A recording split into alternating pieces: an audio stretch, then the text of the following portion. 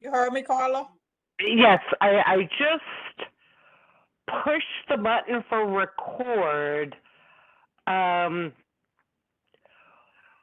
but for some reason, I'm not getting the option save to the cloud. I don't know why. George All always right, told me we'll make figure it sure out later. It is recording. it is. Okay. Yeah. Okay. Yeah, George told me always make sure save to the cloud. Yeah, I And don't know. That's at the We'll end, figure it. Carla. That's at the Yeah, end when you're done recording, that's when you can do that. oh, okay. Okay. Great. Thank you, Ursula. Yeah, I think yes, we're good then. It says it's been recording for a minute now, so we're good. Okay.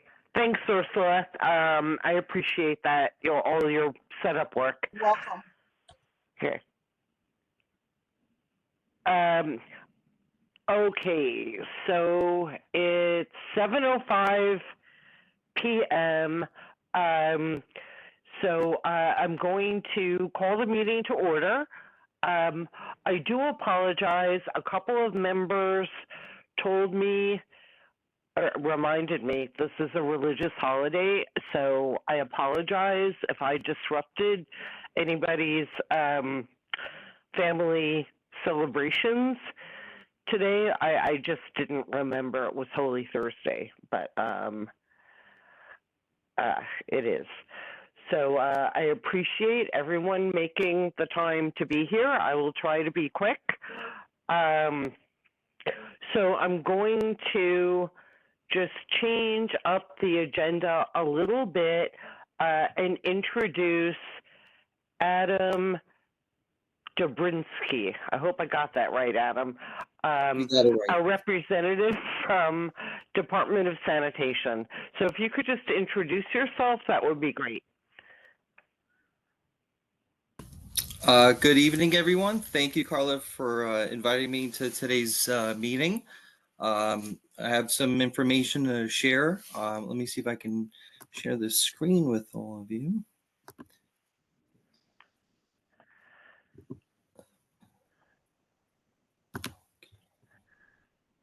And I'll maximize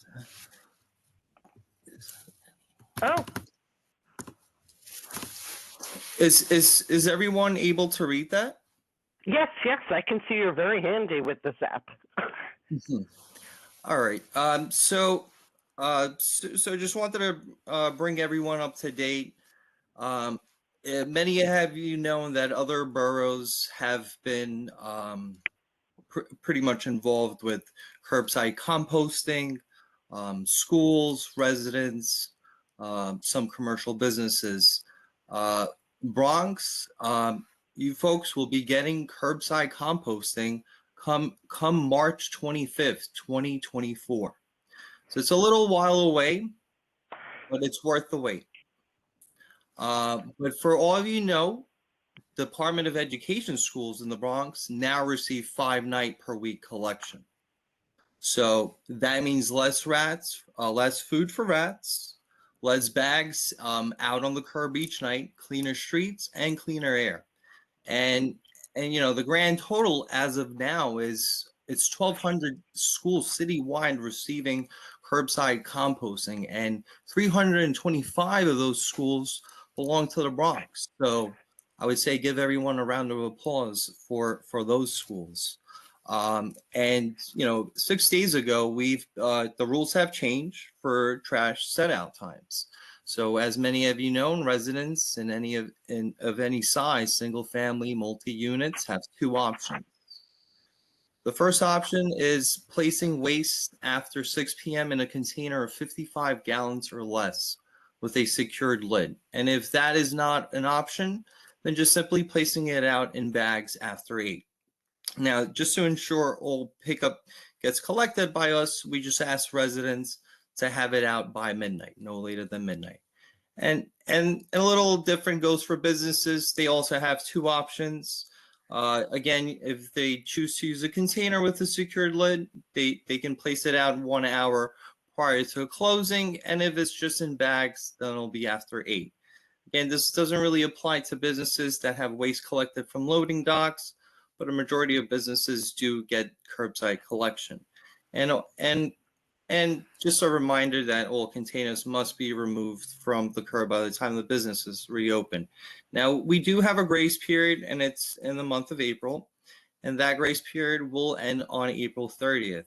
So we're just going to be giving businesses, residents warnings on the new law, and then come in May, we'll revisit those businesses and residents, and we'll start enforcing the violations.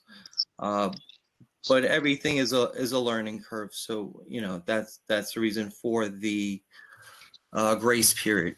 Now, the RAG Academy, a very useful, knowledgeable course. There's 2 different courses, and I'll get to that in a bit. Now, this is hosted by the Department of Health. Sanitation has provided some slides for the Department of Health in conjunction for the RAD Academy. And for the month of April, there are virtual meetings on Tuesday, April 11th from 3 p.m. to 5 p.m., as well as on Wednesday, April 26th from 10 a.m. to noon. There's also in-person trainings, and those are mainly in Manhattan and Brooklyn. I could not find anything in the Bronx as of yet, but everything is subject to change. And now the Department of Health does offer these courses, but in a different matter. One is for the community, which is very helpful for residents, superintendents of buildings, and the other one is more for pest control professionals. So either or, it's very beneficial, but usually people do go with the community training ones. And I've provided links, and I'll send that to Carla, that way she can share with everyone. And again, if you are willing to sign up, all you do have to just email ratportal@health.nyc.gov, or you can just call 311. Let's see, next on the... Yes, so Ursula did send out those 2 new virtual training dates to the community distribution list today. So, Perfect. Yes, we're on that in terms of updating, keeping the community updated. Thumbs up to Carla. She's very proactive. So round of applause. So the next Bronx Safe Disposal event, that happens April 29th. Of course, it always is in Orchard Beach Park parking lot, and that happens from 10 a.m. to 4 p.m. rain or shine.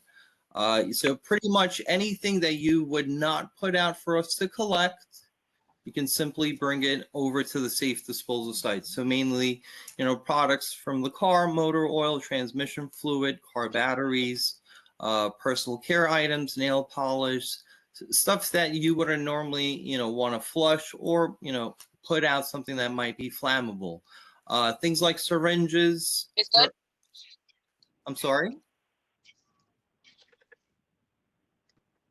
All right, so things like thermometers, products like cleaners, pesticides, paints, fluorescent light bulbs, and any sort of electronics. That's a big thing. A lot of folks don't get electronic pickup, so this is a very big plus. And things like appliances like microwave or fans or refrigerators, that's simply you can always put out curbside. And of course, with refrigerators, you want to make an appointment to remove the gases.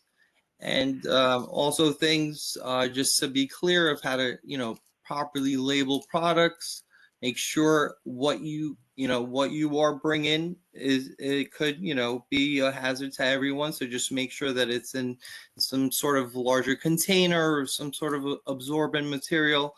And of course, don't mix products because that could be very hazardous.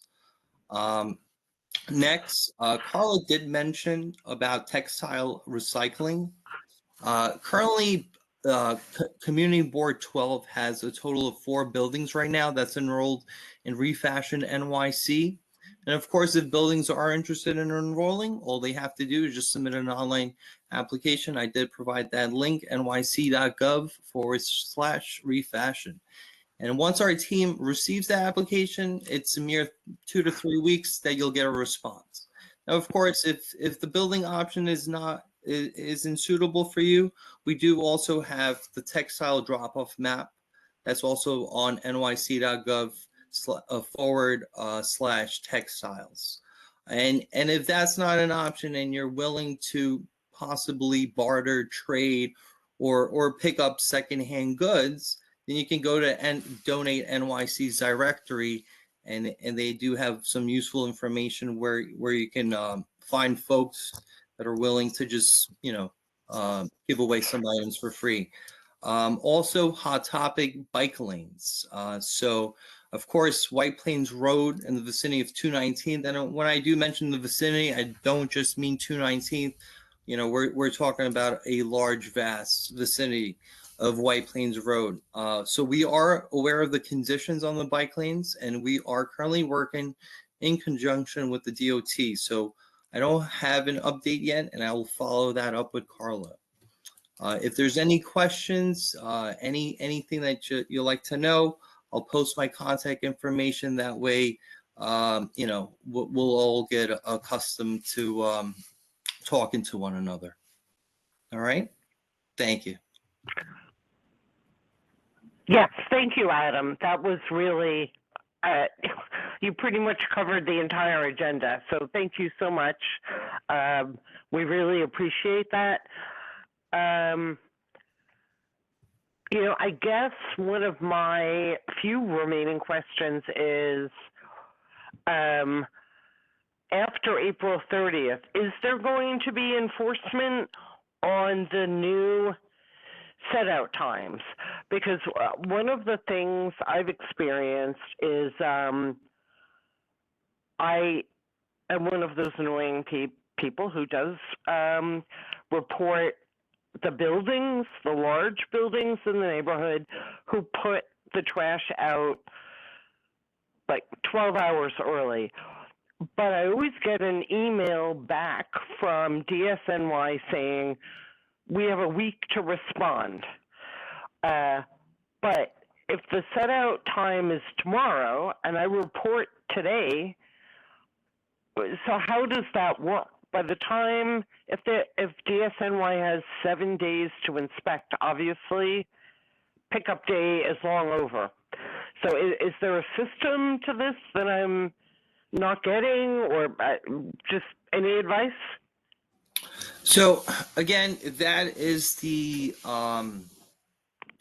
time frame that we do give for these complaints. It just gives us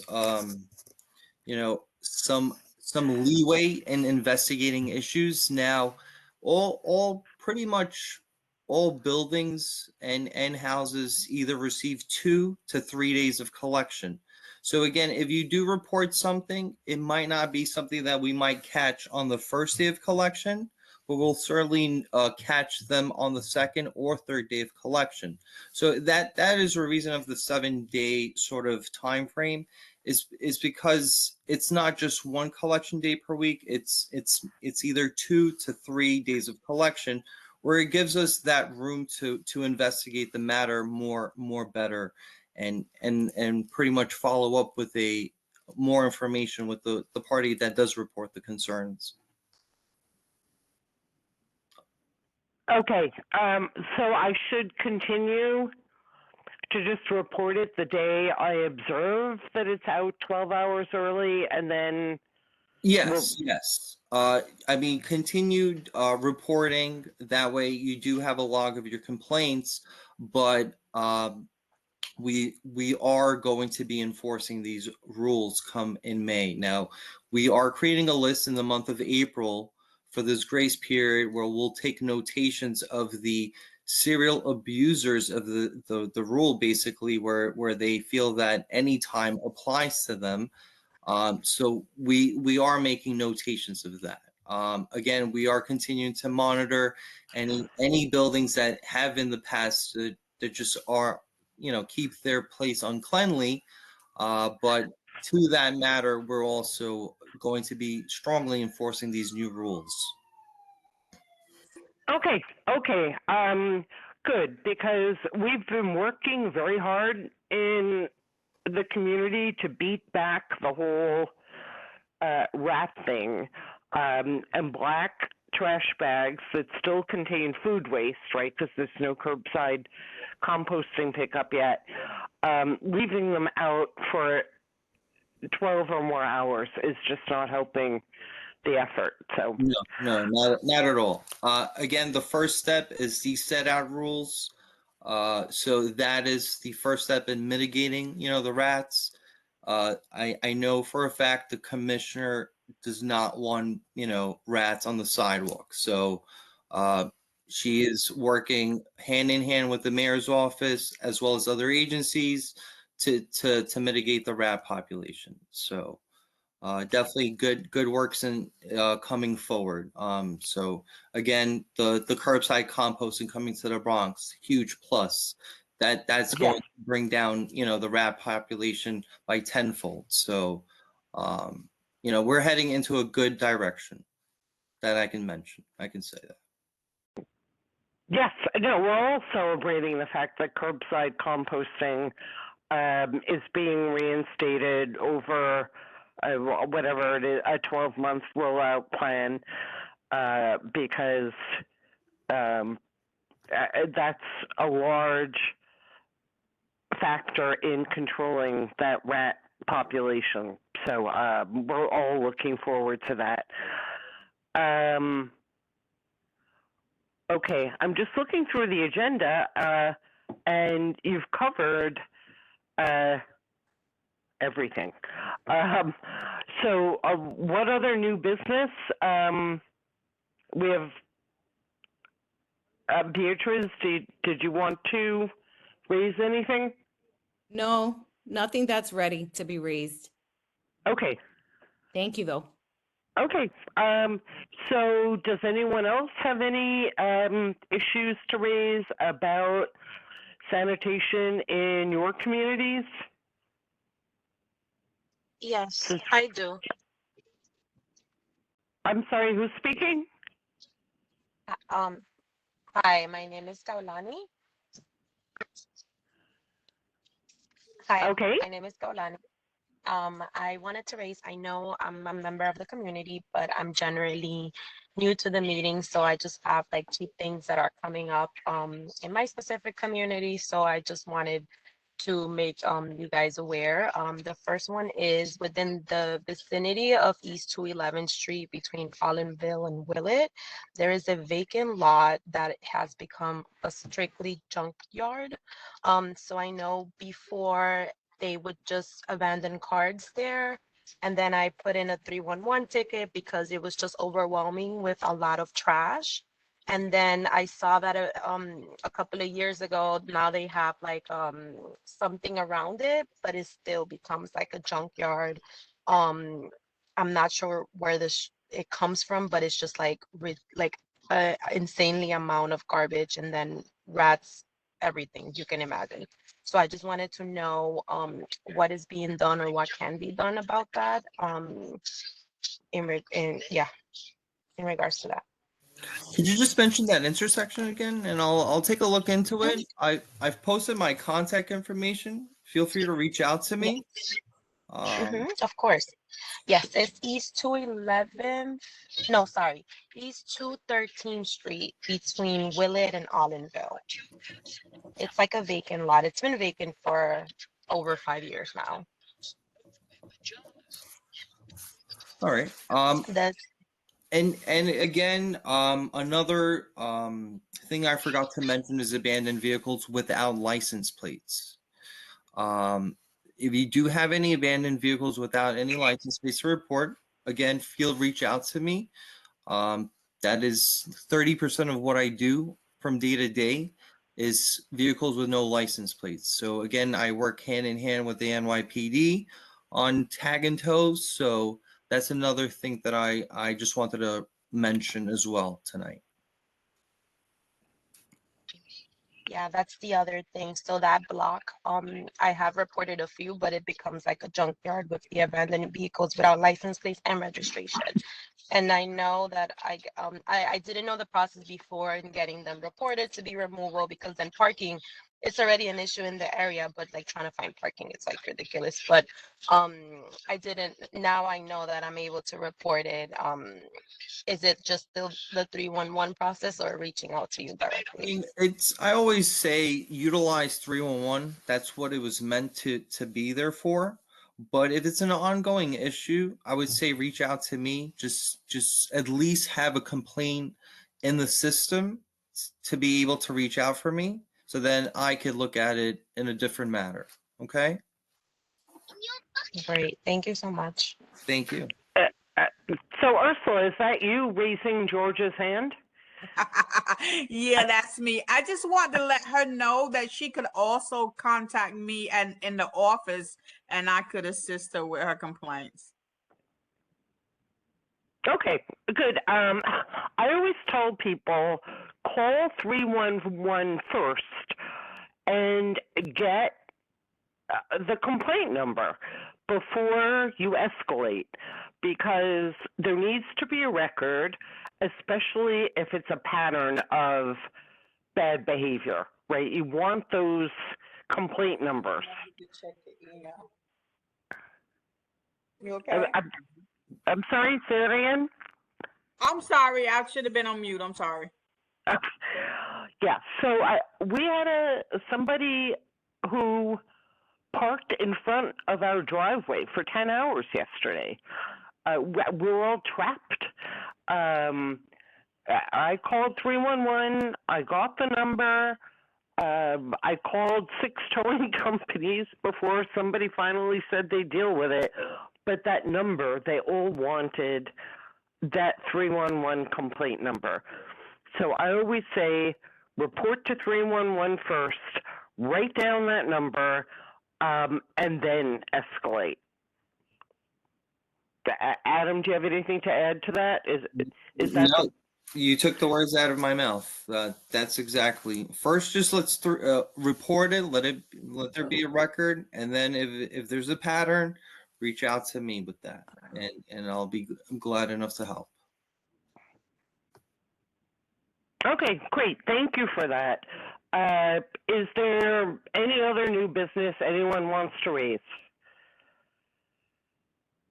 If no, I'm entertaining a motion to close the meeting. Carla, I have a question. This is Joan. Sure. This is Joan Yes. Claude. I know Mr. Dubransky mentioned that the composting is not until next year, next April, I think. Right. But do you have any plans? Will there be a separate pickup date other than the 2 collection dates that we have now?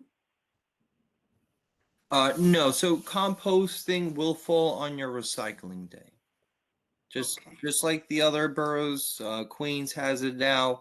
Composting, it falls on your recycling day. And there will be a separate container for that, I guess? Yes, containers will be available. Again, that is all being worked out, but you should see somewhere where we'll advertise that containers will be available. Thank you. Okay, Adam, could you say a word or a few about the difference between dropping off compost at, say, a community farmer's market versus what the city picks up? Because I was really surprised by this, right? If you drop off scraps, it's one category, but because the city, this was my understanding, so please correct me if I'm wrong, the city's recycling plants for compost are so much more powerful. You can put chicken bones, things you would not normally think of as compostable. So depending on how people are going to disperse their composting, they need to know the difference between dropping it off at a collection site versus what the city's willing to pick up. No, of course. I mean, as far as the differences goes, yes, the city does have these facilities that will pretty much break down anything. You know, I've even heard that it will remove the plastic out of the food scraps. So again, there's different requirements in these two different locations. One is being handled more hands-on by people at these drop-off, scrap-off sites, but as opposed to just putting it out curbside for the city to collect. Now, of course, I can always elaborate on the differences. So if you allow me, I can always touch base with you with that follow-up. Okay, I just I found it a little confusing when I first realized there were two different systems there. So yeah, at some point we should just clarify that for people so they know that there's a lot more stuff you can put in the curbside composting pickup than what you would normally put in a local farmers market drop-off site. So, okay, does anyone else have any questions or other issues to raise? No? Okay, so can someone please make a motion to close the meeting? Somebody? So move, Sadie. Thank you, Sadie. And seconded? Second, Keisha. Okay, great. Okay, well, thanks so much, everybody. And thank you, Adam. You made this such an easy meeting for me because you covered the entire agenda all by yourself. So I always appreciate when somebody else does the heavy lifting. Thank you, Carla. It was a great meeting. Thank you, Adam, so much, and everybody here. Thank you, Yep. thank you. Okay. And I'll share my notes with you, Carla. So I'll email you the file. Okay. Okay, great. Thank you. The meeting is closed. Thank you, everyone, for participating. And I'll get the minutes out to everyone this week. Thanks, Carla. Okay. Now it's Thank when you. you Good hit, night. now it's when you hit the stop Thank you recording. so much. I appreciate it. Oh yeah. There's always That's how there's we- that important Yeah, now button it's when you to do, yeah, stop recording, and then you Uh, do end meeting for all.